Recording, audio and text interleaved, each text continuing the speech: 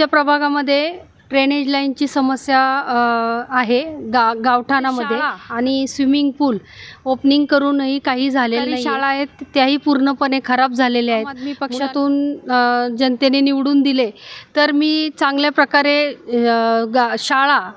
जसे आम आदमीचे धोरण आहे, दिल्लीच्या शाळा आहेत तशा आम्ही इथे सगळ्यांना शाळा चांगल्या करून देऊ. मुलांचा खाऊ तसेच स्विमिंग पूल ज्या छोट्या छोट्या सुविधा आहेत आणि त्या गोरगरीब मुलांना बिन पैशाच्या मिळतील तर त्याच्यातून त्यांना विकास होईल.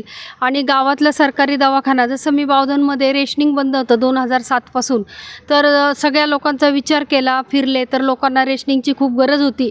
तर आज जवळजवळ मी 100च्या आसपास लोकांना रेशनिंग चालू करून दिलेलं आहे. अशीच कामं मी पुढच्या भविष्यात मला एक चान्स दिला तर मी गावातली सगळी आणि प्रभागातली भरपूर कामं मार्गी लावेल, एवढे मी सगळ्यांना आश्वासन देते.